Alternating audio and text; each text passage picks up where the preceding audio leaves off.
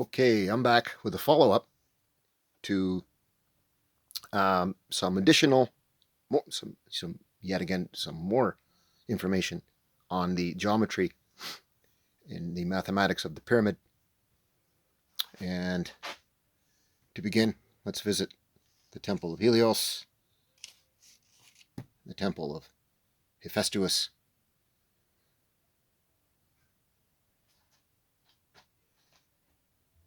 Those are just some other projects I made. Maybe I'll talk about those in the end. So let's start with my approach to just for me to try to understand what's going on with the pyramid in terms of its geometry. I'm coming at this from a geometrical mathematical approach. So using an octahedron is necessary to understand the geometry of the pyramid. And a conventional octahedron in its Platonic form, it doesn't actually give you the slopes of its sides are not a seventh of a circle. They are not like 51.42 nor a 51 point something else. I discussed the accuracy last time, but however, I did need to understand what's going on the inside, okay, of the octahedron for me to reverse engineer and find out, well, then what kind of geometry are they using for, or did they rather use for the actual pyramid? And so, to begin with, let's see what's on the inside. Okay, and on the inside,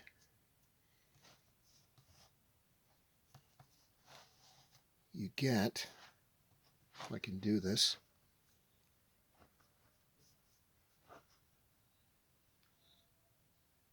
something like this.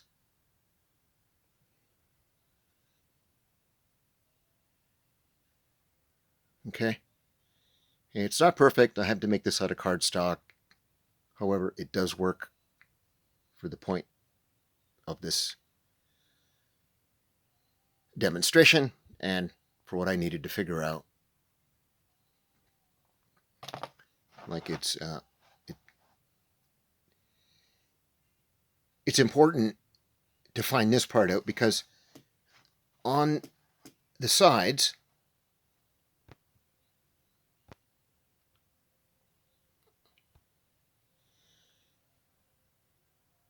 okay, of an octahedron, that those two corners are at 45-degree angles and the top is at a 90. And what's going on in the slopes, okay, is this angle in here. If you follow what I'm saying, that's a different slope than the ones coming off the corner. So the ones going down in the middle side is your true slope. You know, that's the other thing when you're looking at let's just pretend that is the actual pyramid. When you're looking at it, it depends where you're looking at it from. You know, if you're looking at it from like dead center, that's not going to give you the true angle of that slope. You're going to have to come down to that exact, point kind of there to get that kind of angle. So it depends where you're looking at it from. And the slightest little, deviation can throw off that angle. So, a true Platonic octahedron, where these are 4 60-degree triangles, right?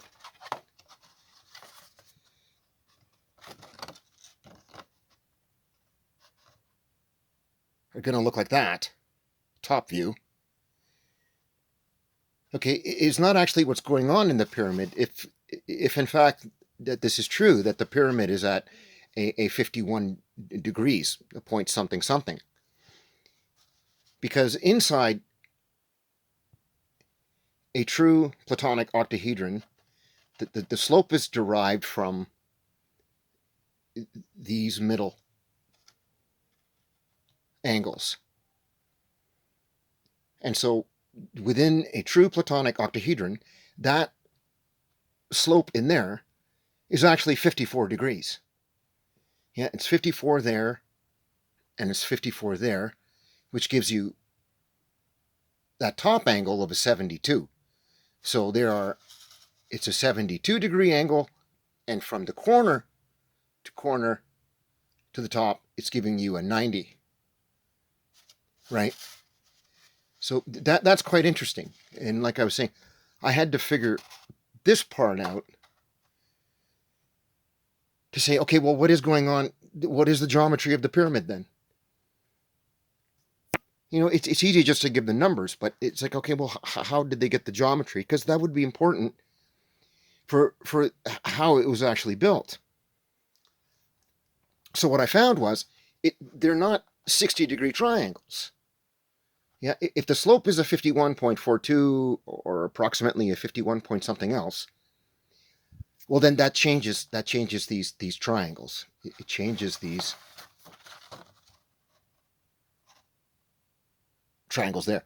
The 4 60-degree triangles are going to have to be something else. And so what I found was, let me put that aside for a minute. So I had to build something, okay, with an actual slope in the middles, right? An actual slope, like not from the corners.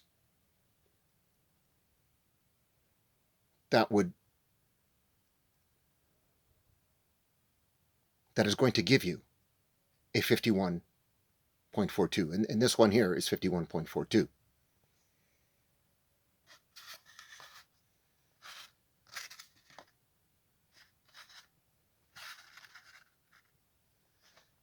And then I've thrown on one side here.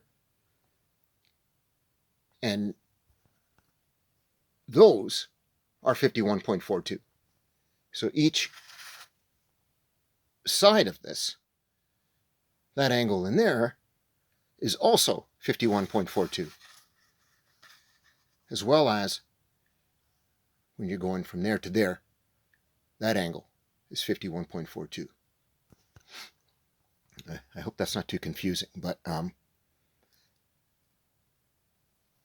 so like I was explaining the octahedron, if you're following what I'm saying there, the middle between the two corners, the middles, is where the side slopes are being determined from. So those have to be 51.42. Out to here, and out to there, and this one here. So these ones have to be 51.42. And therefore, then you have to figure out, well, what's this part?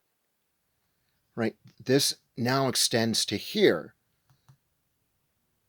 to your corners. And then, what is the true triangle in between those corners leading to the central point? And what I found was, in order for that to work,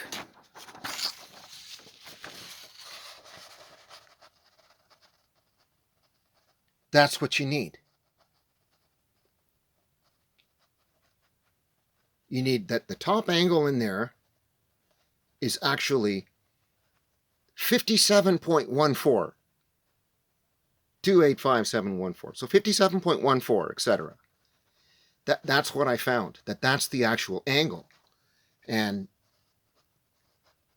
the two bottom angles are 61.42, etc. There's one there and there's one there. And so that's the triangle. So it's not a true 60-degree triangle.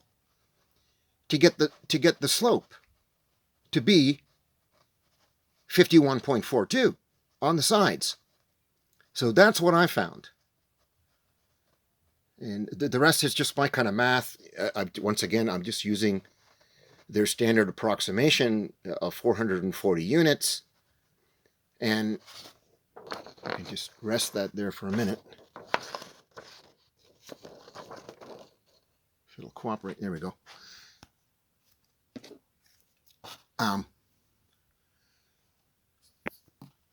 So when I did it this way, what I found was that's 440, right, using the angle that I know will give me a slope of 51.42. So the four triangles, instead of them being like a true Platonic octahedron, which are four 60-degree triangles, those now have to be 57.14 at the tops and 61.42 in the corners, right? And so when I worked that out, and using the same base units as 440, I found that 440 on the triangles side ended there. And then I'm wondering, wow, is that what determined where they left that little top off?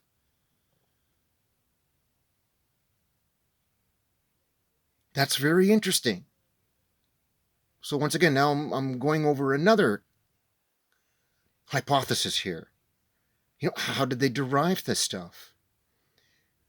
And similar to my last one, at 220, right from the midpoint, 220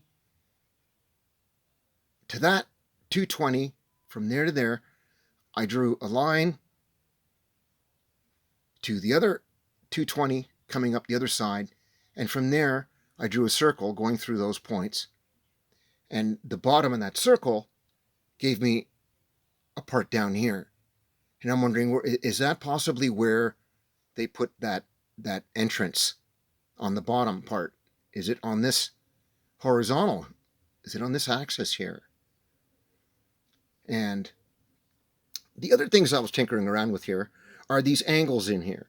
So if I'm connecting from the mid point of each side of those triangles, from that one midpoint to over here, which was the horizontal of where that entrance was, you know, is that possibly where these tunnels are? And then from this corner going to the top of there, of this 220, which is about 28 degrees, is that possibly where one of those tunnels is going out? And then from here, on the top of that horizontal, from where that entrance is, going through that point, that middle of that circle point, and the tops of the 220s, is that where that other tunnel thing is going? Possibly on that side. And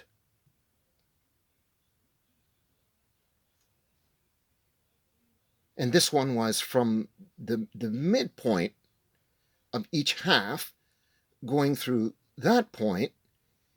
Is that possibly where that other tunnel thing is sticking out? Anyway, I'm just kind of tinkering around with this. Maybe there's something to that. But what I'm going to do is I'm going to stop this again. Otherwise, it takes forever for me to upload with my, novice equipment here. And so I will be back.